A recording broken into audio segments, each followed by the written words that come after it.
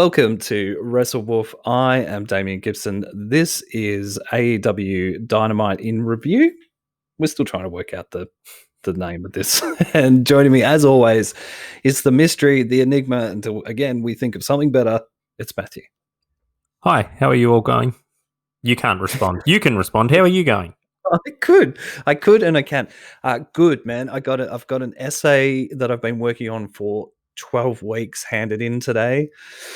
And it was about the internet infrastructure in Australia, and it was the hardest thing I've ever had to do or write, in the sense of having to actually just sit down and, oh God, it was so depressing and sad. Anyway. Well, I want to be the first person to formally congratulate you on not having to continue to do that essay anymore. It was so sad. Anyway, so I did that. A Batman trailer was dropped today, and it looks half decent. Yeah, it's been an actual okay day, and I watched an episode of Dynamite that is so good and so bristling with stories and information that I feel like we're going to be here for a while. And we're sort of doing the opposite, where like Dynamite just like started in the ring with no entrances with actual wrestling, and we're like, well, we got an essay and Batman trailer dropped, and it surprisingly doesn't look garbage. Sorry, just I'm just. No, I don't think we need to start in the ring. I think we can start behind the desk. I think that's okay. Yeah, man, like the Nitro style. Yeah. There's so much wrestling going on this weekend that, to be honest, I was not really looking forward to. I discovered a way to do the WWE show last night without having to really watch WWE programming, which has made me very happy. Did you know that they put little snippets of their shows on YouTube? No, because I don't like WWE. You don't watch it, yeah. But you can, for me, I can essentially watch Raw in 45 minutes. That's a waste of 45 minutes, but it's great. Well, I have to do I have to do the WWE show, man. So anyway, I did that last night, and so much where I was like, oh God, this is awful. And it actually put me off not wanting to watch Dynamite, but I came into Dynamite being like, and I think both of us have been super busy today with things. So both of us trying to find time to do this was a little bit, I think both of us were probably in the mindset of like, fuck, I have to do this, because you messaged me and said, I'm really happy that I found the time to watch this episode. And then almost immediately when I started watching, I was like, I can 100% see where Matt is coming from. We started with, as you say, like FTR in the ring going up against Private Party in a match that was really, really good. Really good, with Tully Blanchard at ringside wearing a fantastic Tully emblemed FTR jacket. There was a lot of references to Sean Spears, which, as you know, makes me uncomfortable, but that's okay. So this is this takes us straight into Horseman watch, like within 2 minutes of the podcast. I am really confused because I still think so it has to be the FTR in it, right? Well, this is where the swerve might be. The swerve might be that they're actually not doing the Four Horsemen. Oh, no. It's happening. There's no way. Look, AEW, there's so many different spots in this episode where I have to apologize to Tony Khan and go back on things that I've said in the last couple of weeks. So, they're not a company that don't give us what we want, except fucking Warhorse. So that, that needs to happen really soon. And Danhausen as well. If you could, that'd be great. But there's no way, with the amount of Horseman talk that's been going on for months, there's no way that they might hold off on it until crowds are back and stuff, but it's definitely going to happen at some point. I was sure that it was going to be FTR, Hangman Page and Sean Spears, but I just don't know if it is now. Well, I think it's got to be. I think it's got to be a face group, right? Because they're clearly turning. Unless Kenny's going to be part of it, which I would like. They're clearly turning him heel in a very sort of strange way. Paige isn't going heel at all. FTR don't really seem to be heels, and they sort of explained why they beat up Ricky Morton quite reasonably. And like the Dark Order after this episode, there doesn't need to be another heel faction, and like there is also another heel faction set up in this episode.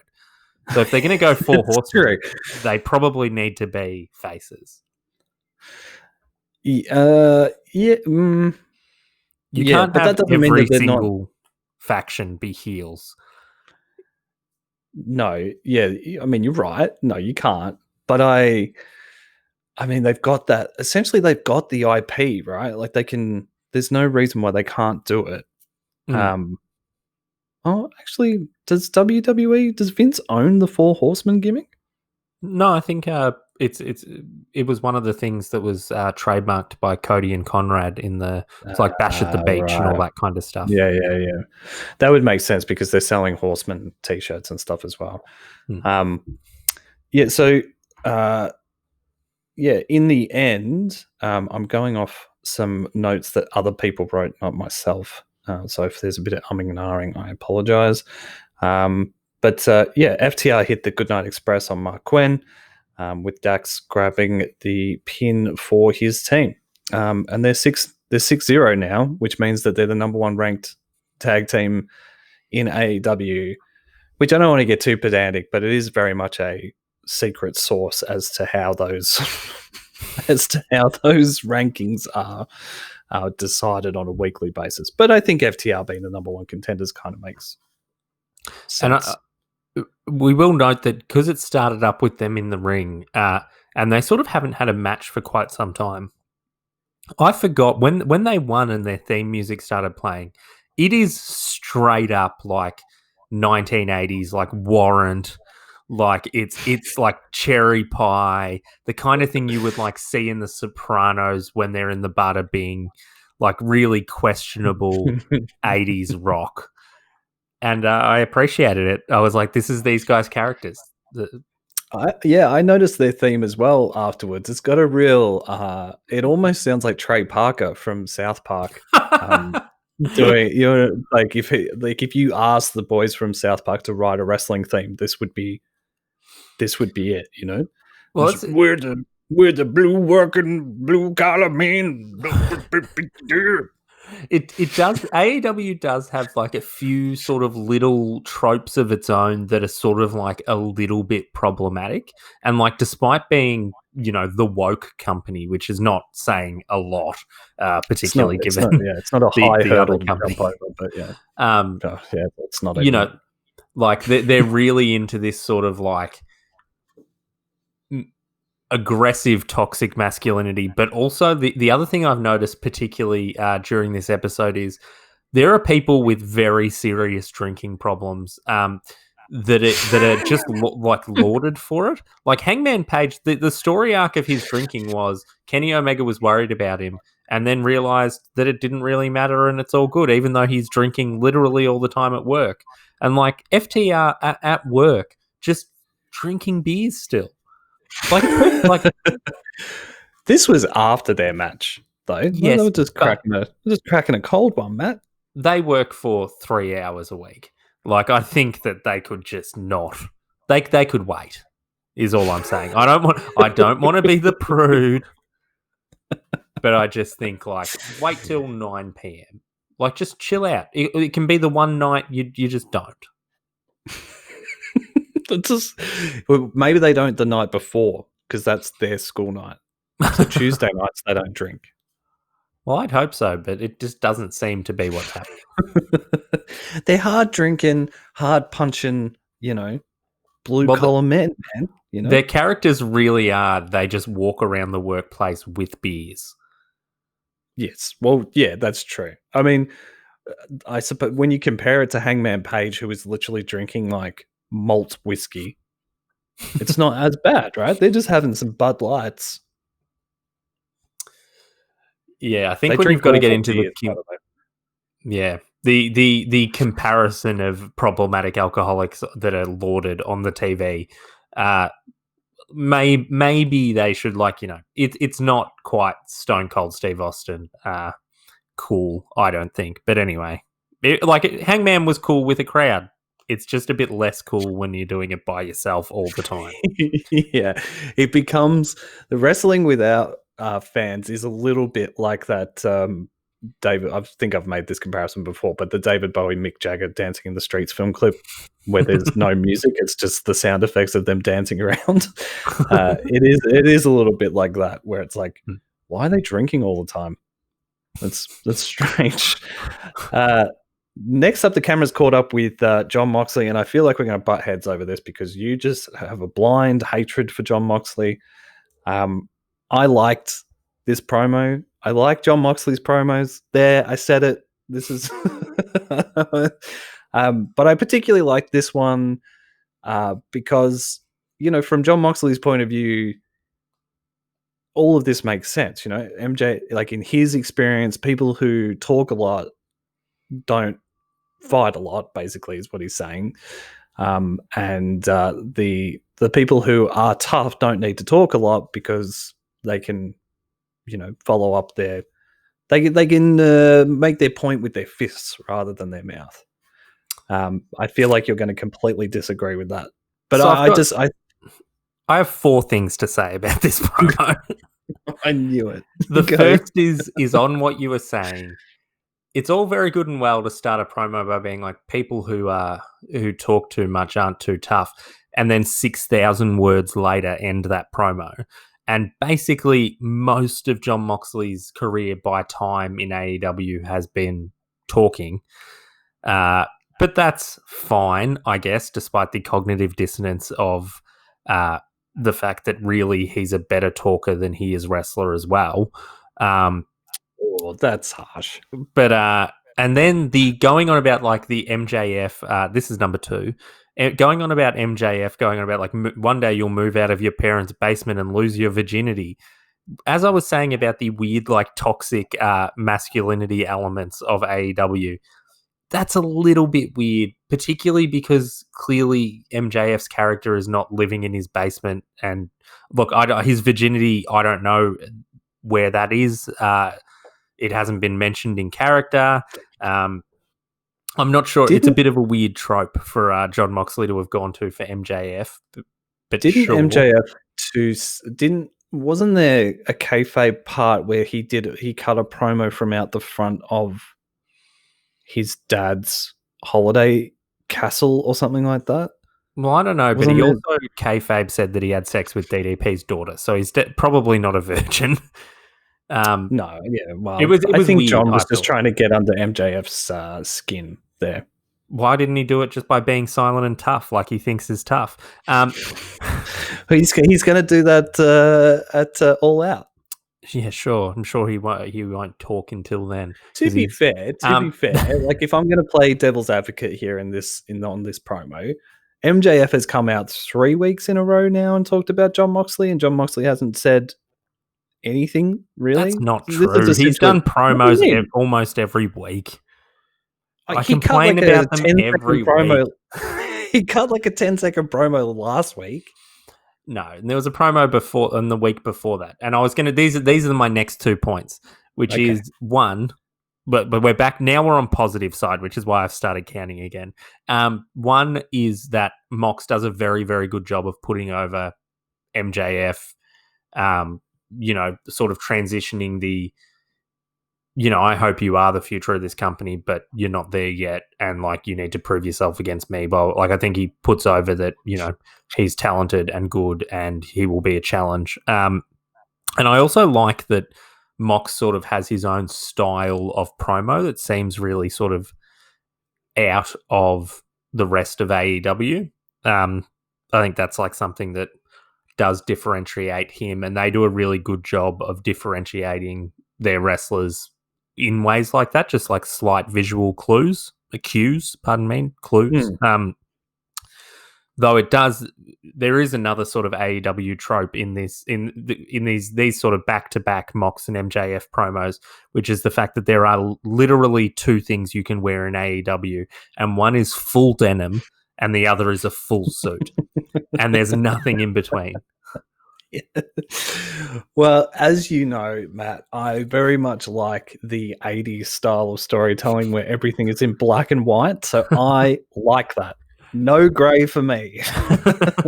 Good guys wear denim, bad guys wear suits. That's it. That's wrestling, folks. I don't know. There's something about I can when you like it's kind of half a bit and half serious with Moxley and you hanging shit on him every week.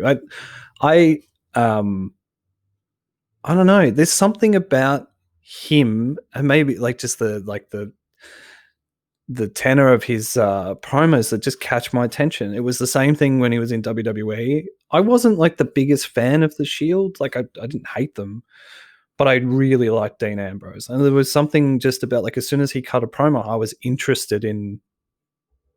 He got my attention, and there's plenty of wrestlers who don't. He's definitely. I can't really sort of explain it. He's definitely someone who suffers not having the crowd.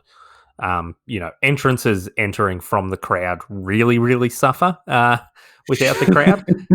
Yeah. But like he is someone that when he's sort of motivated and firing on all cylinders, he really does connect with the crowd in a way that not that many people do. And I think it, hopefully when we get back to some kind of COVID normal is the phrase people keep using. And I think in the next episode of Dynamite, there's going to be a crowd. Yeah. So it'll be. I was reading about that yesterday. It'll be good to see, him connecting in that way. And I think it sort of takes off some of the edge of some of the things I don't like that much. Yeah. When there's no crowd and a wrestler comes through the crowd at the moment, it just looks like he was running late. Yeah. Sorry, guys. I'm here. Next up, we had MJF with Wardlow and the rest of his team at MJF 2020 campaign headquarters. He was wearing a neck brace and gripped a walker that was covered in his MJF Burberry, which I thought was a nice little touch. And he says Genghis Khan, Castro, Napoleon, all these men were homicidal maniacs, and they all pale in comparison to Dictator John. Sounding like a lot of people who live in our city, Melbourne, on Twitter at the moment as MJF. And yeah, basically says that he's a gutless coward. And all the points that you made last week is essentially the dot points of MJF's promo, Matt. There's quite a lot of our booking from last week that came to fruition this week. I was very proud of both of us. Well, as you know, I do write detailed emails to all active wrestlers after they perform. There's a lot of court cases based on your emails to wrestlers. Yep. But I can't comment because they're still in front of the courts. Yeah.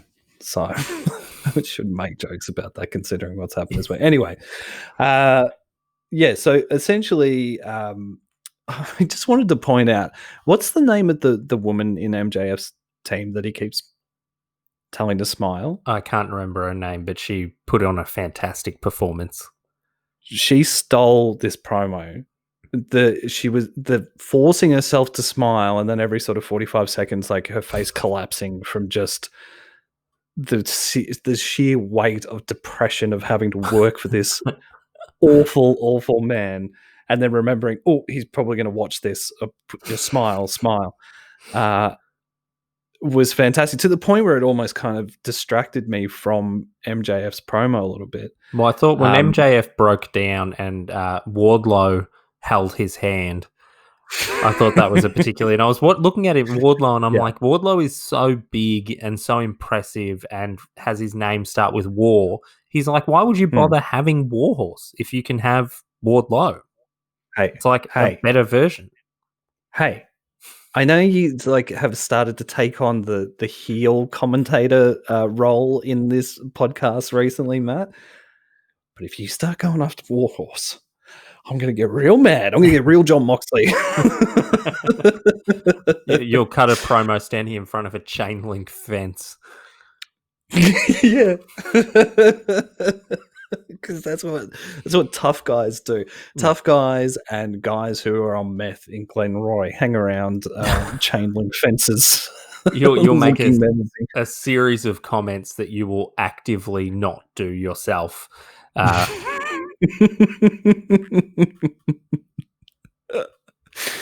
Oh, I can't wait until Dean Ambrose catches up with you. So essentially MJF has a breakdown, and his lawyer, there's a guy who's been standing next to him this whole time, cuts in and says that essentially he's put it forward that the paradigm shift gets banned, basically, because he broke MJF's neck with it, and that all Jon Moxley has to do is assign the paperwork. I don't think this is how law works, but anyway, the paperwork that MJF's lawyer sent across to Jon Moxley, all he has to do is sign it, saying that he won't use the paradigm shift at All Out, and everything will be fine. And if he doesn't, he will sue him, take his house, take his cars, to the point where you have nothing, and Max will take your title. Sign it, John. I'll fax it over.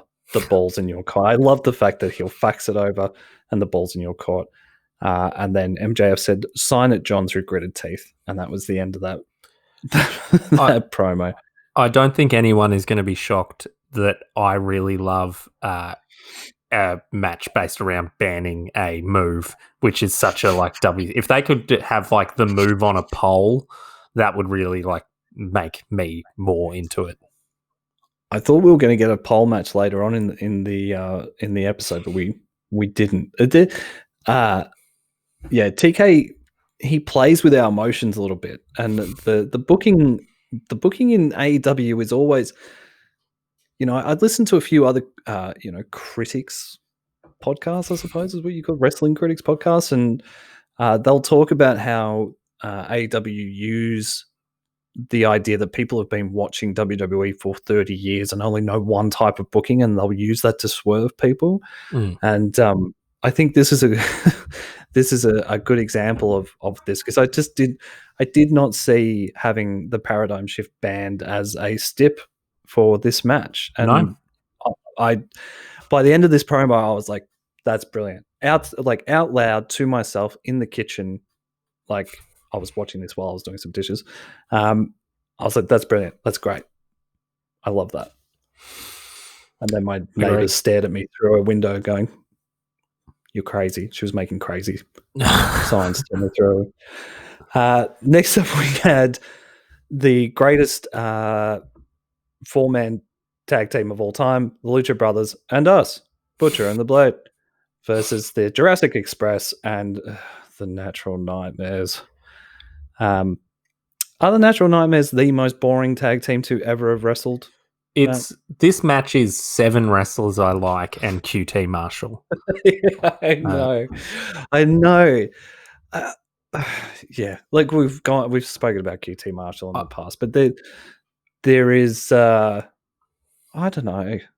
There's just some severe nepotism going on there. It really is. The Blade, I haven't noticed this before. I don't even want to talk about QT Marshall, clearly.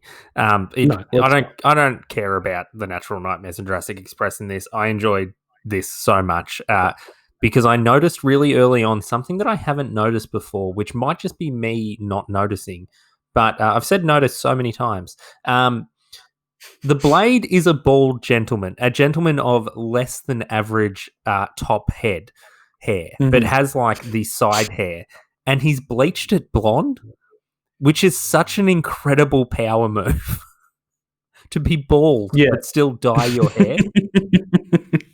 Yeah, he's had that for a little while. I love Butcher and the Blade, and I've got to say, I've been really harsh on JR, basically the whole time AEW Dynamite has existed. I thought the 3 commentators tonight were really good. I have absolutely no complaints. I thought they worked really, really well. It feels like they took this episode a little more seriously than they have previously. They spent all of their time trying to put the wrestlers over rather than themselves. There were a few times where they had a few jokes and laughs and stuff. That's fine. I don't want them to like lose all humanity and personality. I just want them to concentrate on what's happening in the ring rather than talking about fucking barbecue sauce or busted open radio or whatever side hustle they've got going on. Yes. You know, and they didn't do that this week. And the reason why I bring that up is because they were really putting over Butcher and the Blade, especially JR. And I was really happy to hear that because, as I've said in the past, when he does that, he's really good at it because he's Jim fucking Ross, you know? Yeah. So it was good to hear him engaged and into what he was doing. I loved this match. Like, the Lucha Bros are incredible. And the Butcher and the Blade are my favorite tag team in AEW. Don't at me. They're so great. They're so ridiculous. Every other tag team other than the Lucha Bros has like one thing that sucks about it. The Butcher and the Blade have nothing that's crap. They're just great. I think like if you listen to early episodes of this podcast, I despised the Butcher and the Blade. And for that, I'll never forgive myself. You're allowed to change your mind, man. And people get better, you know? I didn't like Britt Baker at first. I don't think anyone did. No. I think I genuinely could not see Hangman Page as a star, and now I just wait for him to show up every week. Like things, you know. Damo, we shouldn't run through our list of things. All of our mistakes, yeah. Yeah. Oh no, we're experts. We're experts. We've never got anything wrong. Yeah, so essentially Jungle Boy got the win in this match. Butcher and the Blade and Lucha Brothers. There's been this sort of like simmering tension between Butcher and the Blade and Lucha Brothers. They kept shoving each other after the match because they were upset over the loss. And then Eddie Kingston came out with a microphone, told them to chill out, and he said, "All of you, listen up. We're out on the. We were out on the Indies. We were suffering, and now we're on TNT. They know drama. Why do we have to have drama?"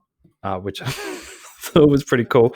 And then essentially Eddie Kingston just sort of lulled all of these guys like a snake charmer into being calm again, and has now like started a faction with those four wrestlers and himself, I assume, as a manager/wrestler.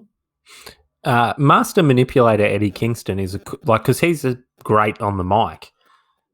He's sort of like he's very similar to Taz, I guess, in some ways. But I'm really excited for this. I think that's really cool. I mean, I was looking forward to Pac coming back because I enjoyed the Death Triangle stuff, but also Pac is too major to be part of, you know, a tag team and stuff. Like Pac should be out killing people by himself, being a bastard. I was really happy with all of this story. Like, it's another faction. I love factions. Can't get enough of that. I think factions help to heighten any sort of match that's going on. And Eddie Kingston has been given something really major to do, and I'm really happy with that. So all of this was good. It was a great match that was capped off with like a sort of storyline that you didn't see coming. And you know, the fact that Eddie Kingston's been given the ball makes me really happy. Yeah, absolutely. It'll be interesting to see where they go because Lucha Bros have sort of struggled to get traction. Like it seems every time they get put into something major, they come out on the wrong end of it. And, you know, they're undoubtedly incredible, both as singles and as a tag team. So hopefully this is, you know, a step forward for them. Yeah. So next up we caught up with Britt Baker, Reba, Penelope Ford, and Kip Sabian. And there was a bit of joking around about how much Kip Sabian and Penelope Ford make out, which is a lot. And and then essentially Britt Baker says that because she's got her Big Swole stipulation match coming up that she wanted to have, I assume she's getting Reba and Penelope Ford. to be, what's it called? A handicap match. So Big Swole will have to take on Penelope Ford and Reba in a handicap match. Great. But this was cool. It was good to see that there was, we hang a lot of shit on Kip Sabian. He had a bit of personality in this, and made me chuckle a couple times. Britt Baker's so good. Like, she's so good. Yeah, that was the point that I was going to make about this promo. So what can we add to this? That there's nothing really that we can say that adds to the no. It's just she's so engaging. I just can't wait until she gets out. Even though she's been doing some great promos in the chair, I just want her out of the chair and being part of the women's division. Mostly so I can watch Britt Baker wrestle, but also so I can stop hearing Smarks talk about how terrible the AEW women's division is. And I think we're on the right track in that regard, but we might get to that a little bit later. We get in there. Tony Schiavone is in the ring and wanted to talk to Orange Cassidy about one of his biggest moments of his career, where he beat Jericho last week. He came out to the ring before Orange got a chance to say a word. The demo god, Le Champion, Chris Jericho, walked out on the ramp and said, "Forgive me for my interruption, but essentially I just wanted to congratulate you on the win last week." And I won't go through all of this beat for beat because it's essentially exactly what I'm going to say about Jericho is what I just said about Britt Baker. He just, every time he has the microphone in his hand, it's just genius. He manages to put Orange Cassidy over again at the same time as sounding like a petulant child. So he's putting himself over as a heel and putting OC over as a face, and then also at the same time announces the rubber match for this feud, Orange Cassidy versus Jericho 3, in a Mimosa Mayhem match. A mimosa is made up of orange juice and champagne. If you weren't aware of that, you will be by the time this match happens because they'll mention it 7,000 times. But there will be a vat of mimosa ringside, and you can win by pinfall count. Was it pinfall submission, or by dumping your opponent in a vat of mimosa? It's really the perfect storyline match for Chris Jericho to have invented, because he is just this delusional, 500 cases of champagne. Yeah, well, not just any champagne, a little bit of the bubbly champagne as well, which I'm sure is made in the Champagne region of France for sure. So basically, he's playing it nice here. He asked Orange Cassidy if he's willing to take the match. Orange Cassidy does his little thumbs up thing. And then Jericho says, "Oh, look, it wouldn't be a proper celebration if I didn't get the Inner Circle out here to help you celebrate." And then Jim Ross says, "Something doesn't smell right here," for one of the bigger understatements in wrestling history. And the Inner Circle come out outnumbered and beat down on Orange Cassidy, best friends. This was, again, one of those moments where the Inner Circle reminded us, "Oh, hey, look, we're bad guys. Don't I know we're very entertaining and people, we can make you laugh and stuff, but also we'll beat the shit out of someone if it serves our purpose." You should have known they were bad guys, and that just because they're entertaining, but because they're a faction in AEW, which means that they're bad guys. That's true. That is true. Yeah, I really like this. They started getting bottles of, they all had bottles of a little bit of the bubbly, and were pouring it on Orange Cassidy's face, and a cork was put in his mouth, and this. If you really wanted to nitpick it, you could say that it's them slightly repeating themselves, but I didn't feel that watching this. No, I didn't. I was just I can't wait for the mimosa match. That's all I was thinking. What a truly ridiculous thing that will be fantastic to see. And the way that the video promo of it as well was so tongue in cheek, it was done perfectly. Yeah, brought to you from the mind of Chris Jericho. Like, it's just it, as you say, like it puts him over as just like this, megalomaniac, insane person who wants to put he has to make sure he puts his name to this, because he like put himself over as creating the Money in the Bank match, which supposedly he did. Like, supposedly he came up with that match, and he's putting this in the same realms as the Money in the Bank match, which is fantastic. Look, it may end up being like one of the most successful matches. Maybe we'll have a Mimosa Mayhem pay-per-view every year going forward. But it is one of the things that I like about AEW, where they do have things that are themed to the story that is going on right now. It's not the sort of WWE model of it's a tables, ladders, and chairs match because that's the pay-per-view we have this month. Like the pay-per-view matches will fit in with what the story was, not the other way around. It's confusing that every 12 months in the WWE there's a really specific feud involving chairs. I know, right? And then every November, is it November Survivor Series happens, that everyone gets really patriotic about Raw and SmackDown. I hate that. Let's not talk about that. We got too much to talk about that's good. I know. I'm just saying it's fucking bizarre. Next up, we had the Elite. I'm always up for it when the Elite are wrestling against Dark Orders 3, 4, and 5.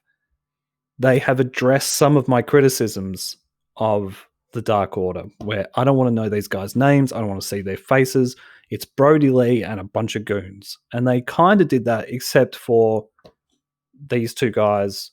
I think it's Silver and Reynolds, who keep coming out with no mask on, and then they put the mask on. It really annoys me. Yeah, I don't understand why that's a thing, but this was a good match. So it was a really good match. I mean, you're going to have those when you have those three guys, the Elite and Kenny Omega wrestling. It's always going to be good. And guys in the I keep going to call them the New Order. You can the Dark Order can wrestle as well. Cut a long story short, the Elite won. Sorry, I was second guessing myself there for a second. And then Kenny sort of went dark again. He turned into heel Kenny and was going to try and kill some of the inner circle with a chair, and Young Bucks got involved and got him to stop. He poked one of them in the eye while they were on the ground. It's just his heel turn is exceptionally strange to me.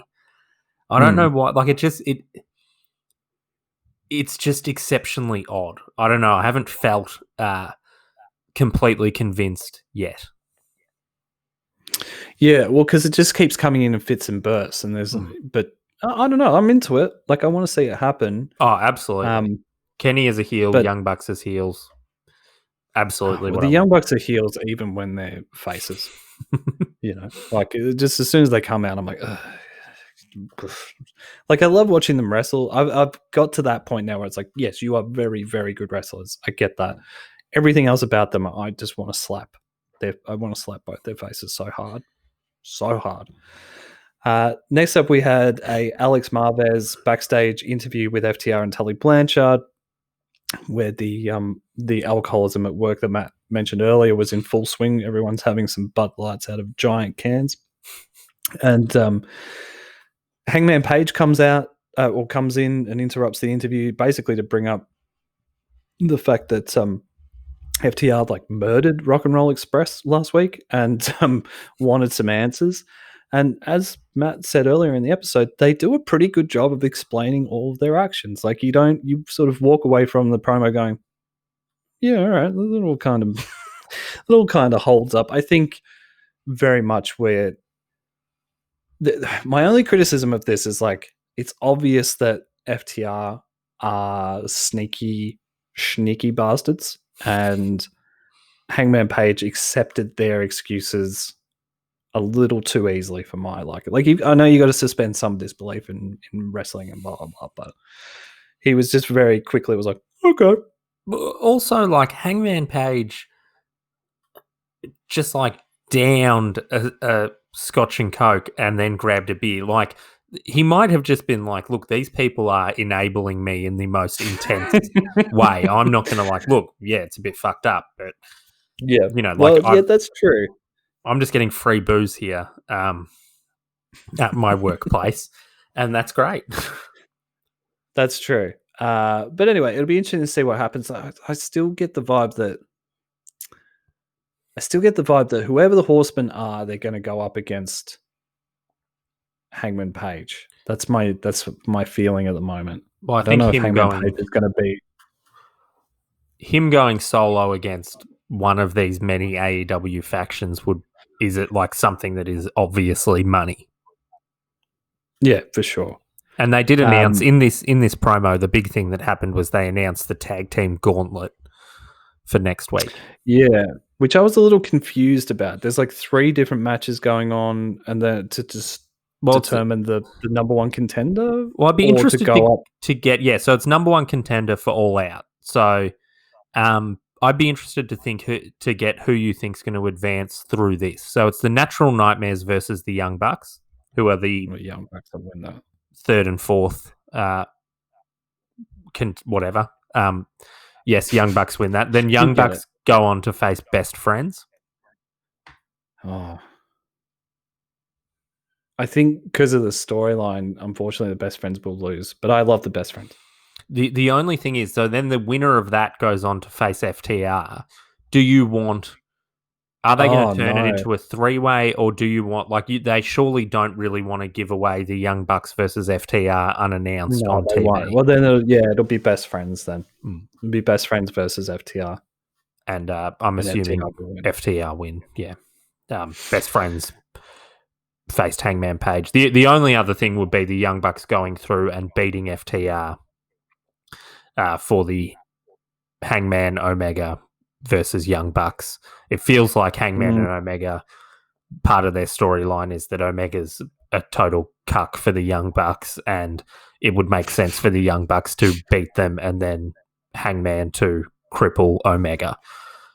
More so than there's not really a storyline for FTR beating them other than FTR are a better tag team. Yeah, true. But that's good. There's no way. There's no way that they would give away FTR Young Bucks this early on. I can't imagine that happening. So, yeah. God, who knows? There's so many good matches in that though. Next, God, we've still got quite a bit to go through. Next up, we've got Darby Allin versus Will Hobbs.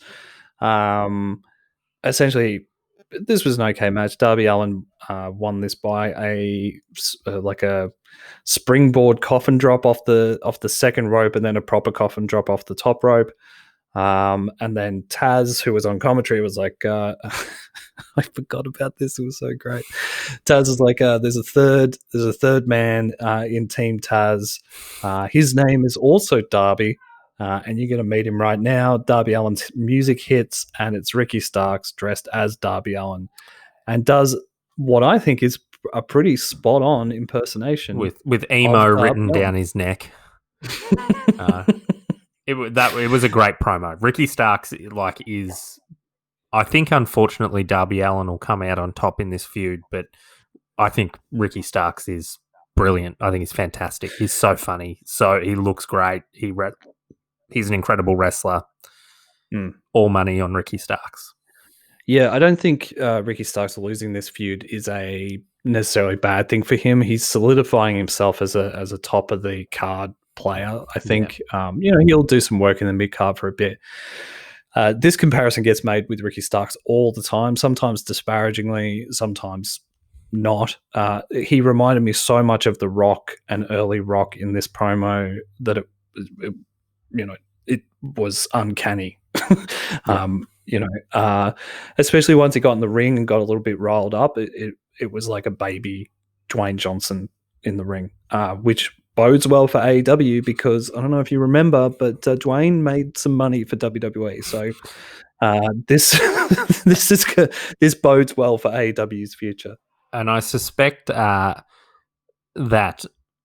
if there was an audience, that Ricky Starks would be very close to being a face at this point.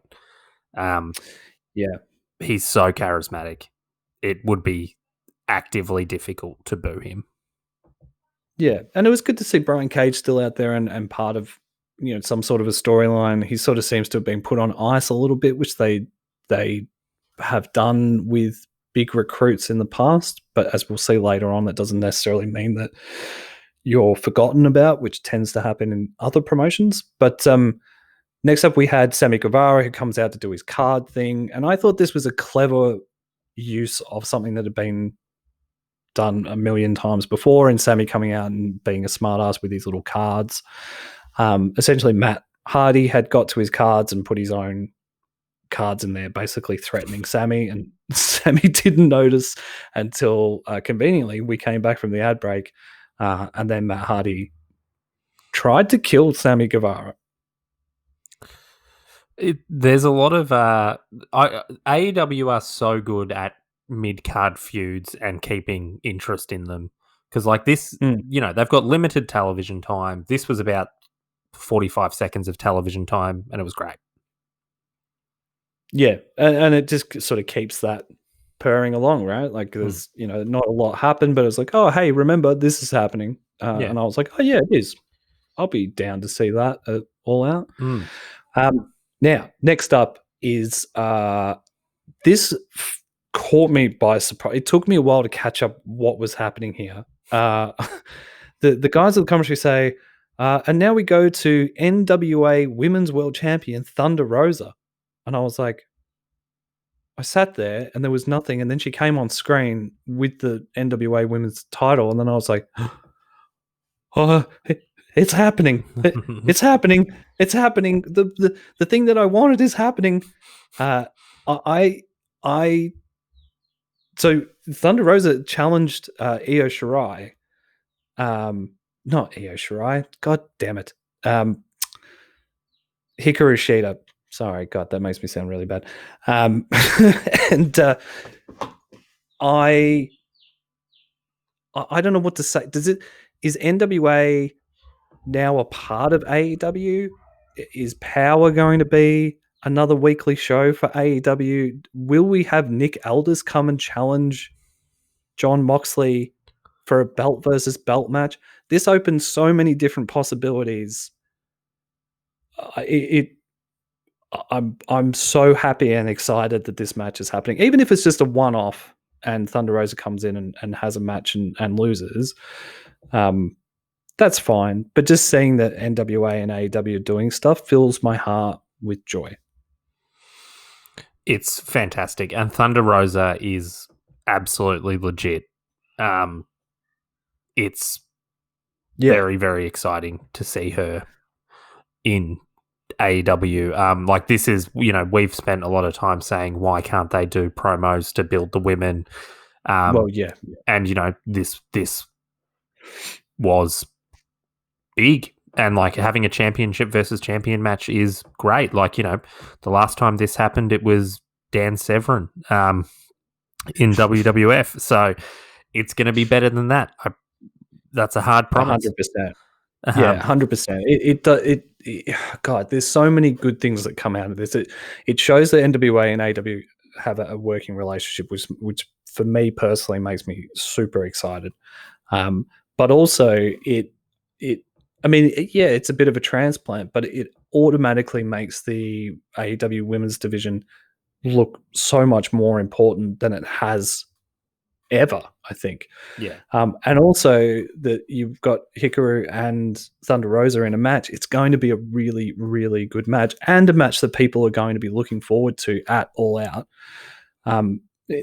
Everything about this is genius. And the fact that, the people involved, whether it's Billy Corgan and Nick Aldis and the Elite and Tony Khan, could work this out together, it's testament to all of those guys to put their egos aside and do what's best for business. I can't wait to see the match. It's going to be fantastic. And I hope that next week, I think next week's the last Dynamite before All Out. And so it'd be good to have a little bit more of a build, like even a video package of Thunder Rosa just crushing skulls. That would be good. Yeah, I can't reiterate enough how excited I am about all of this and what the ramifications of it could be for both companies. I mean, obviously, it's probably bigger for NWA than it is for AEW, but like a friend of mine said to me a couple of weeks ago, why don't all the other companies merge and like go head to head with WWE? And I was like, probably ego more than anything, I would suggest, and copyright and things like that as well. But it was just weird that conversation came up, and then like 2 weeks later, this happened, and I was like, oh my gosh. Well, I'm just looking forward to the debut of the question mark. Oh man, like the question mark. I mean, Nick Aldis, I love Nick Aldis. I would love to see him bring the NWA title into AEW, even if it was just for a short time, doing what he's been doing for the last 2 years on indies, basically, and defending it against whoever. Anyway, I could sit here for the next 3 hours and talk about how excited I am about that. We'll just wait and see if it happens first, because I got very excited about Warhorse, and we still haven't seen him again. So you've got Wardlow. That's good enough. It's not. It is not. Next up, we had another thing. Now, I need to apologize to everyone involved in the booking of this. We had the Nightmare Sisters versus Ivelisse and Diamante. Ivelisse and Diamante won this match. And I was so sure that the Nightmare Sisters were going to put themselves, that Brandy Rhodes was going to put herself over. And she did not. And I'm sorry, Brandy. I'm sorry, AEW. I'll never doubt you guys ever again. You've got to remember that Brandy is married to the son of a plumber. So she's the daughter-in-law of the son of a plumber. Is that right? Yes. So she's got a little bit of that connection of, or getting over by constantly being beaten. Well, look, I was happy with this result. In the end, the announcement of Thunder Rosa and not Brandy Rhodes winning this match, I think answers a lot of critics of the AEW women's division over the last couple of weeks, me included. So I was wrong. Wrong. The only thing I still stand by the fact that I think more of the tournament should have been more visual on TV that people are actually watching. I understand YouTube is a viable option, but I just would have liked to have seen some of it on Dynamite. But this match was really good, and then the ending popped me. I didn't expect them to win. I didn't expect the Nightmare Sisters to lose. And it also introduces two. I mean, I know they've been around for a little bit, but it also puts over Ivelisse and Diamante as another couple of women in the women's division, and builds that up as well. So I was super happy with it. They looked great. They looked really good. Though I did feel that it was quite a gentle finish for Ali, and I was a bit annoyed that Ali, as the Ali fan, of maybe the only person, seems that sometimes the only person who likes Ali, I was disappointed she took the pin. I think Ali's a legit wrestler. She's got all that QT Marshall stank on her for me. It's going to take a while for her to be disassociated from that apple munching moron. Yeah, hopefully this is the end of the Nightmare Sisters, and please, they can let Ali go on and be her own character, because she's a really good wrestler in my opinion. She's been around for a long time and she's legit, but anyway, we'll see how that goes. Yeah, I'm only sort of half joking about the QT stuff, but that whole Nightmare family, I just don't like it for some reason. I like Cody. I want to see Cody. The rest of the guys in their family, I don't really care that much about. But and then next up we had, speaking of Cody, we had the TNT Championship, which was Cody versus Mr. Brodie Lee. This belt looks great. I'm hearing people saying that it doesn't look great. I think it looks fantastic. Those people are wrong objectively. It looks great. Yeah, it looks amazing, especially Cody coming out with it in this episode. I noticed it. I was like, oh man, that's a good looking belt. Yeah, what do we say about this match, man? Like, Brodie Lee came out, smacked the fuck out of Cody, and won. Cody, the king of unprotected shots to his head. It was. I don't even know if you can call it a match. He just actually got trucked. Did Cody get? Cody got no offense in. No, it was essentially a squash match. Which was interesting. I was honestly not expecting it. Like, I thought that there might be sort of a schmozzy end or something that would lead to. I think it's a perfectly fine time for Cody to lose the belt. Yeah. But yeah, it'll be interesting to see how this, like, is Mr. Brodie Lee now, nearly called him Brodie Rhodes, is Mr. Brodie Lee about to defend the belt every week? Like, that's something we now expect. The extreme violence of the Dark Order afterwards, I thought was also fantastic. Like, it would have been good to have them act like this when they debuted. They look terrifying. Yeah. I once again, I'm trying to think. Everything on this episode I've really enjoyed. I try and find some criticism so it doesn't sound like two complete AEW fanboys just going, that was great and that was great. But this, like, everything about this was perfect. I feel like it's the perfect time for Cody to like you say, lose the belt. The way that it was done was unexpected. It makes Brodie Lee look fucking huge. Like, he now looks like he is unstoppable. This is Cody Rhodes, who has defended this belt 10 weeks in a row, 11 weeks in a row against some of the best wrestlers in AEW and outside of AEW.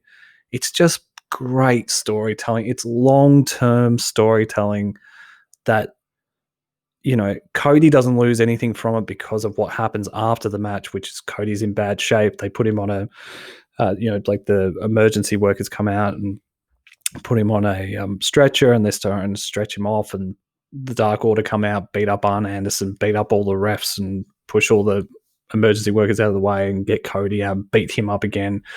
Then they go out the back and get QT Marshall, which I enjoyed seeing, and beat the shit out of him. Beat the hell out of Dustin. I was going to say Dustin Rhodes.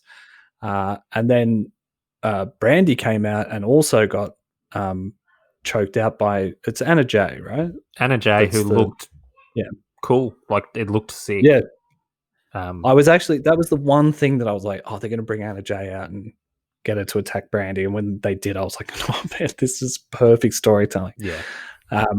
So I going forward, we're probably going to have the Rhodes, the Nightmare Family Collective, whatever they're called, versus the Dark Order for a bit, or maybe later on, I'm not sure. But talk about, putting over a performer in Brodie Lee. I mean, like, this was stupendous. And he looked like a true maniac for the first time, like standing there with the belt, holding it over Cody's sort of broken body, laughing. Yeah, cool. Well, he had the old belt as well in a bag that he smashed over Cody's head and then emptied the contents of the bag, and it was the old TNT belt. And he was like, that's your belt, you can have that, which actually made me chuckle a little bit. But yeah, he did. He looks like he now looks like how they've wanted the Murder Hawk to look since he came across from Japan. Yeah, absolutely. So, and it also, like, gives me, I mean, not that I had lost any confidence in the booking team at AEW, but it gives me, just a huge amount of confidence in almost everything that they do. That even if they do book themselves into a corner or something isn't super great, they can book themselves out of it. And that's what they've done with Brodie Lee here. This is phenomenal. Yeah, this was deeply impressive. I don't really have anything. I can't kiss Tony Khan's ass any more than I have in this episode of our podcast. This is SummerSlam weekend. There's an NXT Takeover 30, which Natalya Neidhart put on Instagram that she can't believe that it's 30 years of NXT takeovers, which me either, Maddie, me either. If you're going to watch one bit of wrestling this weekend, watch Dynamite. That would be my takeaway. Yeah, it's great. It was a great episode. And when you consider how flaccid the NXT was this week, they should be thankful that they weren't going head to head with AEW this week, because it might have buried NXT as a brand if they were going head to head. You couldn't have got two more different wrestling shows in the way that they were constructed and delivered to their audiences. Yep, absolutely. Cool. Well, I think that's us done, man. Do we have any predictions or anything that we want to do? We don't have that yet. We did the gauntlet, so I think we're covered. Yeah, that's true. And so this week we're on Thursday night, just to fuck with our heads a little bit more in a time where we don't know what day it is anyway. So assuming everything goes according to plan, we'll try and get an episode out as quickly as we can after Dynamite airs this week. Yep, absolutely. I have no plan. Cool. So I look forward to talking about it. I know. Well, what are we going to do, right? Cool. More and more people listening to all of the podcasts all the time. I know I say that every week, but that's because it keeps happening, and it's amazing, but also weird. If you can keep doing what you're doing, tell friends, follow us on social media. We're WrestleWolf Pod on all the socials. WrestleWolfPodcast@gmail.com if you want to drop us an email. You can go to WrestleWolf.com. I forget to plug that all the time. There's news stories and all the podcasts are there. What else do we have? That's everything, right? As far as I know, that is absolutely everything. Follow Warhorse on Twitter. Get the hashtag sign Warhorse trending to anywhere. Impact, NWA. We're at somewhere that the boy needs to be signed by a wrestling promotion. Let's go with AEW. Let's have something. I'll take anything now. I don't care. All right. On that note, we will speak to you guys next week. Bye.